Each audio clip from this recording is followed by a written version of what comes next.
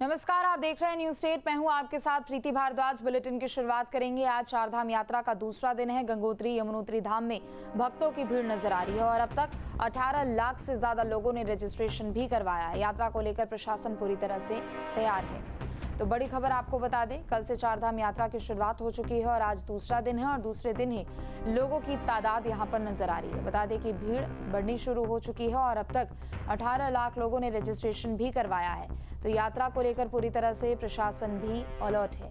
तो चारधाम यात्रा का आज दूसरा दिन है।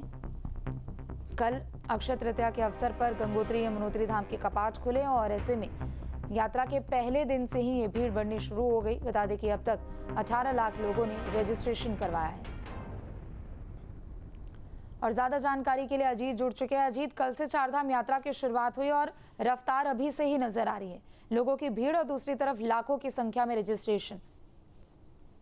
हाँ बिल्कुल, देखिए अभी आपने जैसा बताया कि 18 लाख से भी ज्यादा लोगों ने अपना रजिस्ट्रेशन करा दिया है और एक ही दिन पिछले दिनों हेली सर्विस की बुकिंग के लिए एक विंडो खुली थी, तो 1 घंटे में ही 15 जून तक का पूरा स्लॉट बंद हो गया।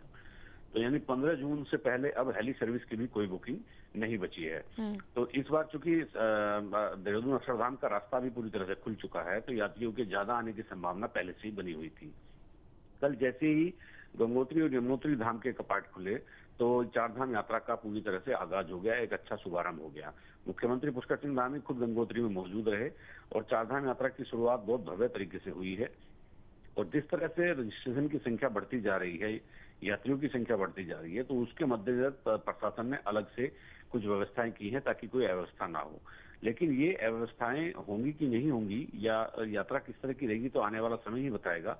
लेकिन जिस तरह से यात्री आ रहे हैं उससे लगता है कि काफी बड़ी संख्या में इस बार यात्री आने वाले हैं। गंगोत्री यमुनोत्री धाम के कपाट खुलने के साथ ही ये यात्रा का शुभारंभ हो चुका है। उससे पहले मुख्यमंत्री ऋषिकेश से यात्रियों के जत्थे को हरी झंडी दिखाकर रवाना कर चुके थे।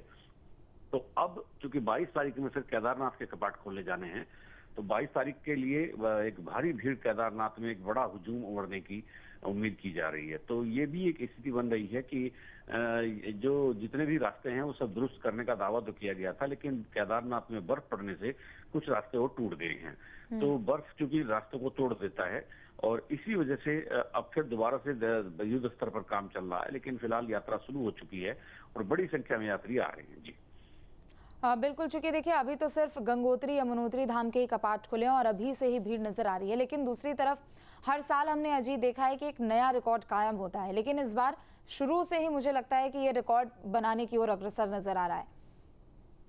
हाँ बिल्कुल, आपकी बात सही है, लेकिन चूंकि हमेशा सरकार ये प्रेरित करती रही है कि चारधाम यात्रा में लोगों को आना चाहिए।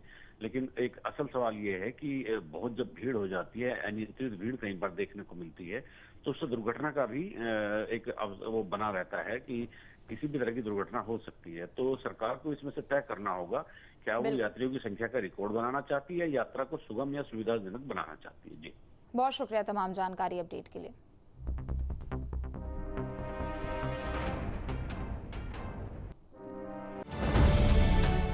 अब से डीडी फ्री डिश की चैनल नंबर 57 पर देखिए न्यूज नेशन।